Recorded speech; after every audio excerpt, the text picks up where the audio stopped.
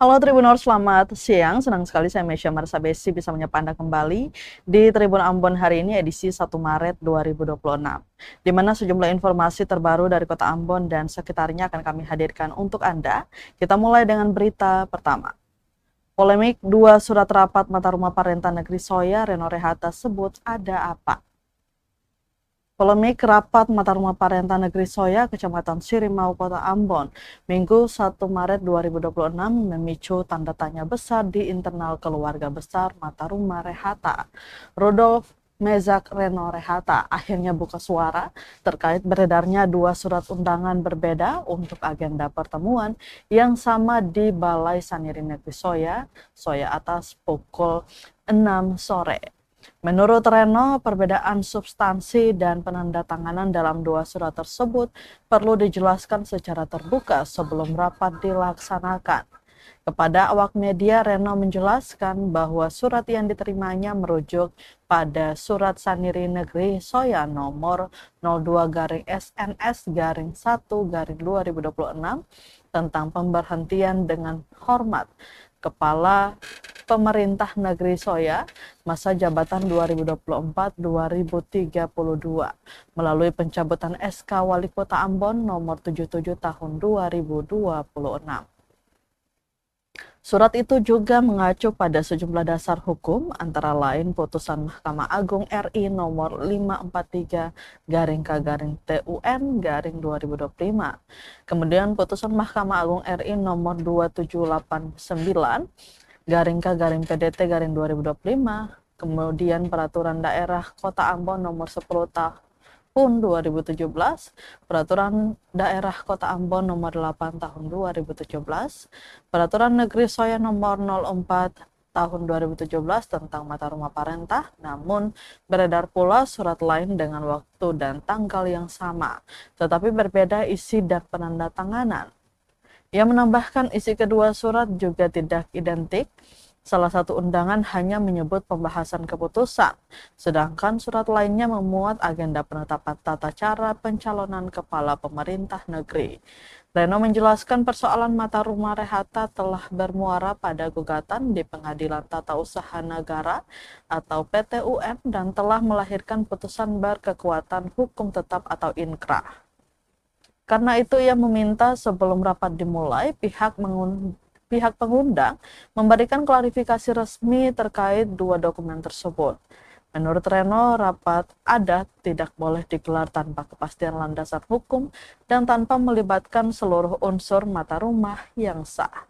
Reno juga memberi sinyal penolakan jika pelaksanaan rapat dinilai tidak sesuai mekanisme adat maupun aturan hukum yang berlaku. Ia menegaskan bahwa keputusan di negeri adat seperti Soya harus menghormati struktur Mata Rumah Parentah dan tidak boleh dilakukan secara sepihak. Hingga berita ini diturunkan, belum ada penjelasan resmi dari pihak penanggung jawab undangan terkait perbedaan dua surat tersebut. Polemik ini pun memunculkan pertanyaan besar di tengah masyarakat negeri Soya. Ada apa di balik dua surat rapat dengan agenda yang sama?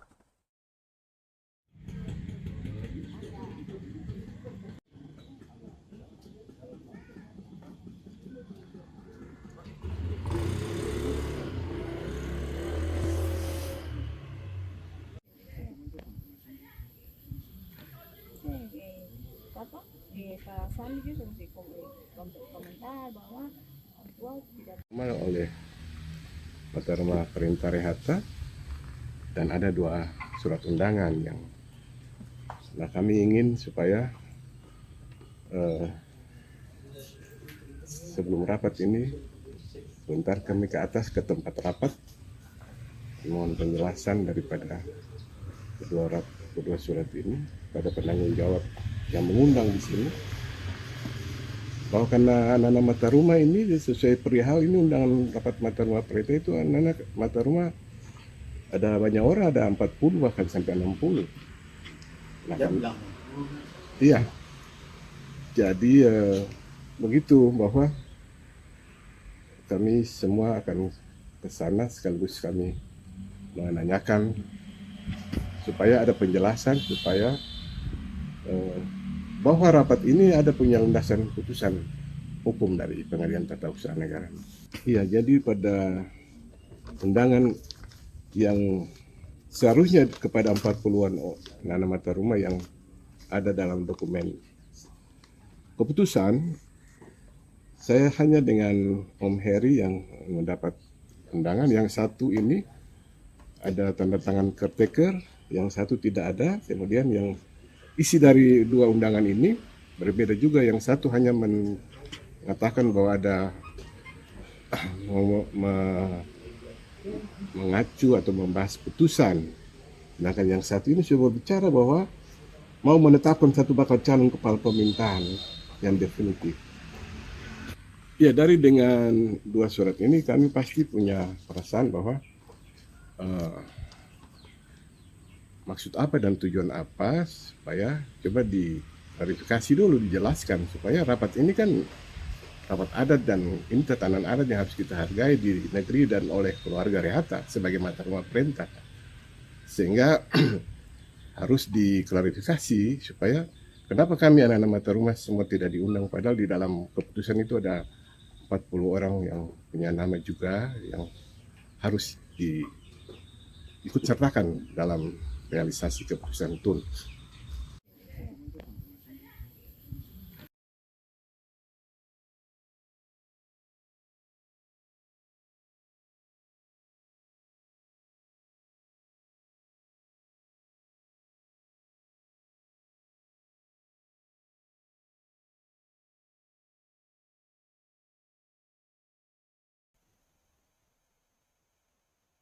Kita ke berita selanjutnya, Tribunal Sidang Korupsi PT Tanimbar Energi. Saksi sebut tidak ada temuan BPK dan perintah Petrus yang melanggar. Pengadilan Tindak Pidana Korupsi pada Pengadilan Negeri Ambon kembali menggelar sidang lanjutan perkara dugaan tindak pidana korupsi penyertaan modal pada PT Tanimbar Energi tahun anggaran 2020 sampai dengan 2022. Persidangan kali ini masih dengan agenda pemeriksaan saksi yang diajukan oleh penuntut umum yakni Yosenta Atua, Albian Hartoweli, Lucia Tekla Ratuanak. Sedang sidang dipimpin Hakim Ketua Marta Maitimo, didampingi Hakim Agus Hairullah dan Hakim Paris Edward Nadeak, masing-masing sebagai hakim anggota. Fakta mengejutkan dibeberkan oleh Lucia Tekla Ratuanak sebagai sekretaris pada BPKAD Kabupaten Kepulauan Tanimbar yang saat disanggah keterangan oleh terdakwa Petrus Fatlolon.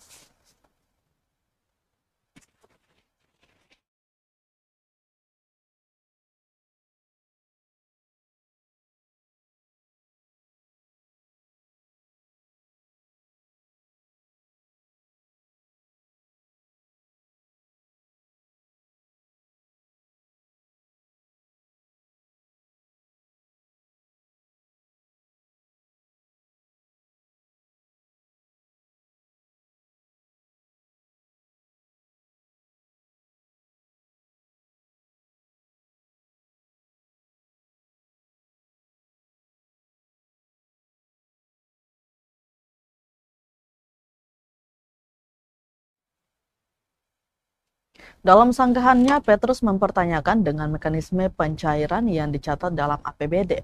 Apakah telah sesuai sebagaimana mestinya?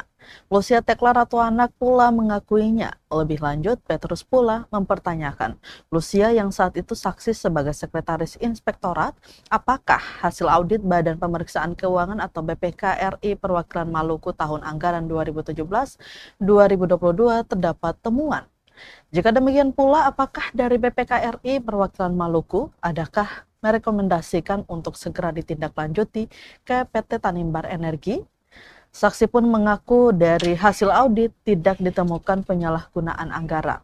Selanjutnya, rekomendasi yang diberikan dari BPK RI Perwakilan Maluku ditindaklanjuti sebagaimana mestinya oleh Petrus Fatlolon yang saat itu sebagai Bupati KKT. BPK RI Perwakilan Maluku sebagaimana mestinya. Selanjutnya diperkuat keterangan itu dari saksi Yosenta Atua dan Albian Hartoweli saat ditanyakan terkait langkah memudahkan proses penganggaran dari Bupati Petrus Fatlolon saat itu. Petrus mempertanyakan mulai dari intervensi, menyuruh memperlancar proses penganggaran, hingga langkah yang perlu dilanggar. Kemudian para saksi mengakui tidak terdapat sebagaimana yang ditanyakan. Tentu keterangan saksi-saksi fakta akan menjadi pertimbangan hukum. Hingga kini sudah hampir 20-an saksi dihadirkan Jaksa Penuntut Umum atau JPU Kejaksaan Tinggi Maluku.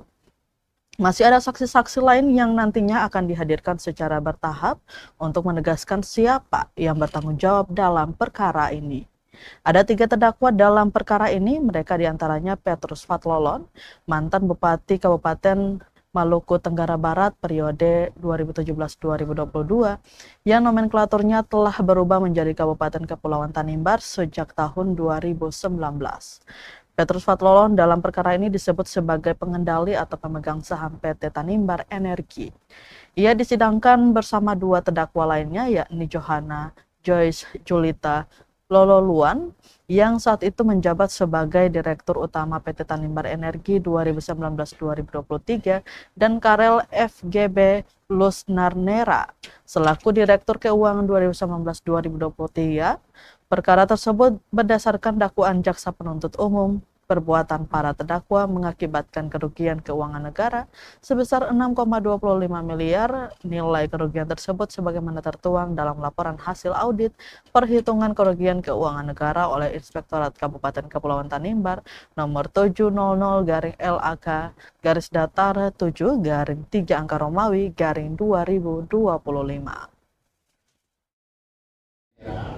Di sini mencantumkan kalau Edo Kidabela menerima 1 miliar, kemudian PDAM 500 juta, dan Tanimbar Energi 1 miliar. Artinya bahwa pencairan dana 1 miliar oleh Tanimbar Energi yang dilakukan pada tahun anggaran 2022 sudah sesuai dengan APBD perubahan tahun 2022.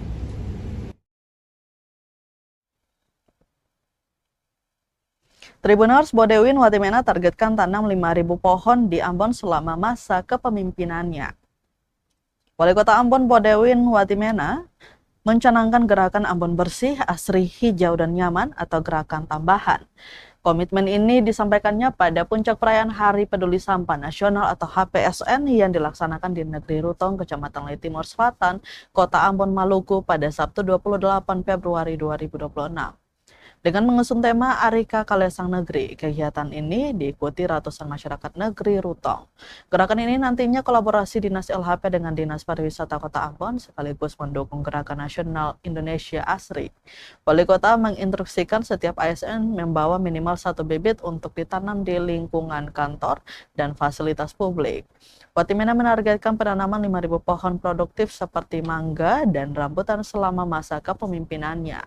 Tak hanya tanaman hortikultura, tetapi pohon gadihu juga akan dibudidayakan dan sebarkan di area Kota Ambon, sehingga lingkungan yang bersih, asri, dan hijau akan membuat masyarakat nyaman. Komitmen ini tak hanya berlaku pada area perkotaan atau pusat kota, tetapi juga halaman kosong yang berada di sekitar warga. Wali Kota berharap gerakan ini tidak sekadar seremoni, tetapi menjadi gerakan nyata hingga ke tingkat desa, negeri, dan kelurahan. Hadir Sekot Robi Sapulete, Ketua TPPKK Kota Ambon Lisa Watimena, Ketua DWP Sarje Sapulete, jajaran OPD, dan masyarakat negeri Rutong.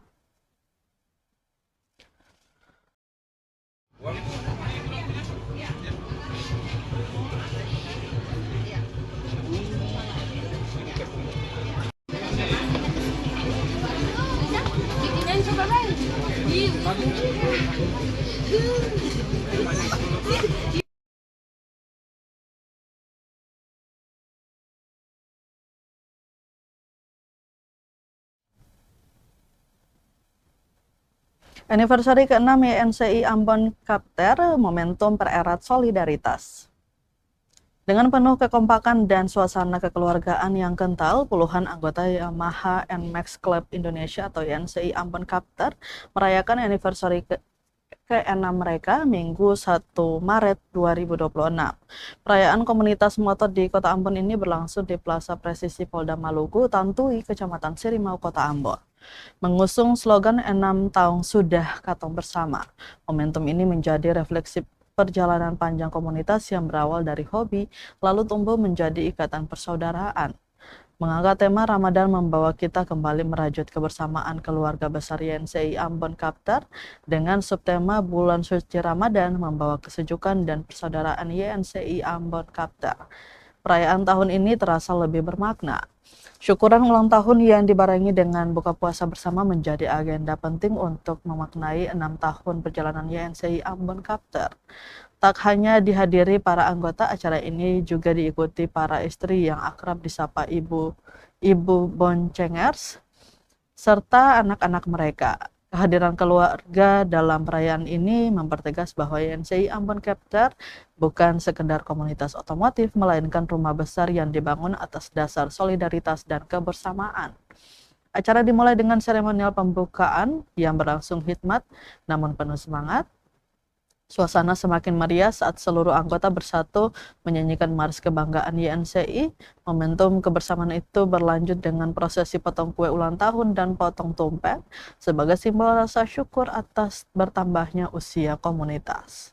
6 tahun tentu bukan perjalanan yang mudah, dinamika organisasi, perbedaan karakter, hingga tantangan internal menjadi bagian dari proses pendewasaan komunitas yang berakar dari kecintaan pada Yamaha NMAX ini. Ketua YNCI Ambon Kaptar Aibda Olawe Lerebulan dalam sambutannya mengajak seluruh anggota untuk terus menjaga kebersamaan. Ia menegaskan bahwa perayaan ulang tahun yang bertepatan dengan suasana Ramadan harus dimaknai sebagai momentum mempererat solidaritas. Dewan Pembina Regional Sulu Matara AKBP Arafah turut memberikan pesan penting dalam perayaan tersebut. Pesan tersebut menjadi pengingat bahwa kekuatan komunitas bukan hanya terletak pada jumlah anggota, tetapi pada kemampuan menjaga rasa saling percaya dan kebersamaan. Di tengah perkembangan komunitas motor di Kota Ambon, YNCI Ambon Kaptar membuktikan eksistensinya sebagai wadah positif. Dari sekedar berkumpul karena kesamaan hobi, kini mereka menjelma menjadi keluarga besar yang solid. 6 tahun perjalanan YNCI Ambon Kaptar menjadi bukti bahwa solidaritas, komitmen, dan semangat kebersamaan mampu menjaga komunitas tetap berdiri dan berkembang. Dengan semangat 6 tahun sudah Katong Bersama, YNCI Ambon Kaptar menatap tahun-tahun berikutnya dengan harapan tetap kompak, solid, dan terus memberi warna positif bagi komunitas otomotif di Ambon. Keluarga dalam acara anniversary yang ke-6, saya mohon kepada rekan-rekan umum 6 tahun sudah Katong Bersama melalui, inilah semua judul-judulnya. Apa yang kita perbuat selama ini 6 tahun inilah kembali beradu persaudaraan.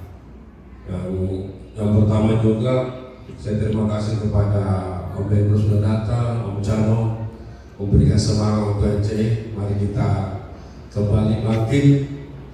Saya lihat dari tadi di tayangan masih ada yang lama, yang baru nggak ada. Yang lama masih ada yang di sini, yang lama susah nggak ada lain.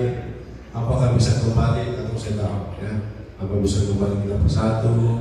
Hanya kenal-kenal yang indah yang terpampang di sini. Seperti Tante Jen tadi berdua sama siapa? Ibu kayaknya jalan, Ibu Dewa jalan Dewan Pembina cuma satu. Mari kita kompak, mari kita solid, mari kita saling menghargai. Dan kita saya rasa kita semua sudah dewasa dan tidak perlu lagi hal-hal yang negatif kita sering berbincangkan. Bila ada sesuatu yang kiranya tidak berkenan disampaikan kepada ketua, wakil ketua, harus kita sampaikan. Dan saya minta kepada Pak Jenderal juga, ini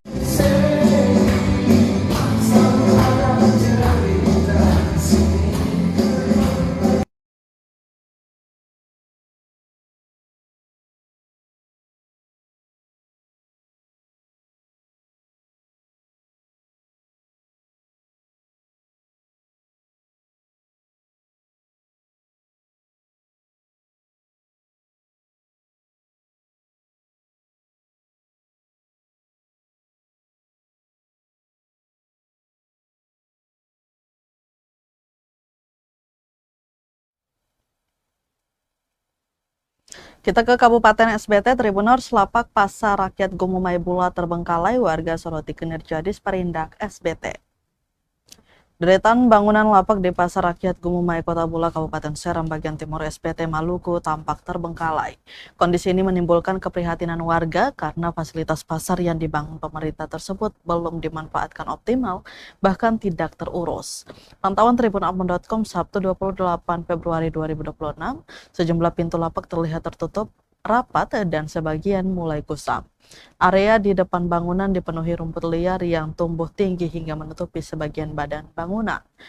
Tidak juga ada aktivitas jual beli layaknya pasar pada umumnya. Padahal Pasar Rakyat Gumumai sebelumnya diharapkan menjadi pusat aktivitas ekonomi baru bagi pedagang serta mampu menata pedagang yang selama ini berjualan di lokasi yang tidak tertib.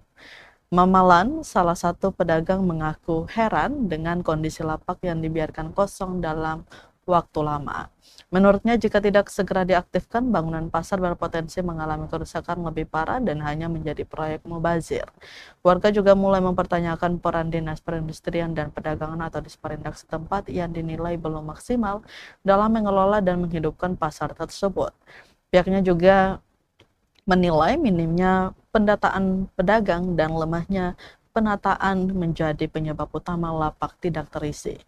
Warga berharap Disperindak SBT segera melakukan evaluasi menyeluruh terhadap pengelolaan Pasar Rakyat Gumumai, termasuk menertibkan lapak kosong dan membersihkan area yang sudah ditumbuhi semak.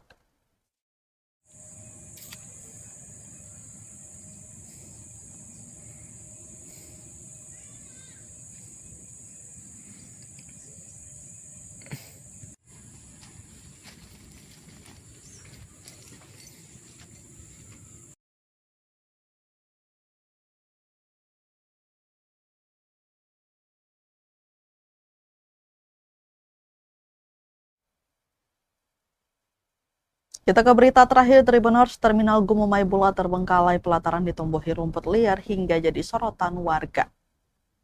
Kondisi pelataran Terminal Gumumai, Kota Bula, Kabupaten Seram, bagian timur SBT memprihatinkan. Area yang seharusnya menjadi pusat aktivitas transportasi darat itu justru dipenuhi rumput liar yang tumbuh tinggi dan tidak terawat. Pantauan tribunambon.com di Sabtu 28 Februari 2026, hamparan rumput hijau menguasai sebagian besar pelataran terminal. Bahkan jalan tanah yang membelah area tersebut jadi sempit. Di sekelilingnya berdiri bangunan terminal yang terlihat sepi aktivitas. Sejumlah warga menilai kondisi ini mencerminkan kurangnya perhatian pemerintah daerah terhadap fasilitas publik. Padahal Terminal Gumumai digadang-gadang menjadi salah satu penunjang mobilitas masyarakat di bumi Itawotunusa itu. Menurutnya, sejak beberapa waktu terakhir aktivitas di terminal tersebut memang tidak lagi ramai.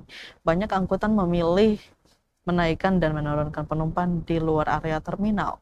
Lebih lanjut dijelaskan, di tengah upaya pembangunan dan pembenahan wajah Kota Bula, fasilitas publik seperti terminal tidak luput dari perhatian dan segera difungsikan sebagaimana mestinya.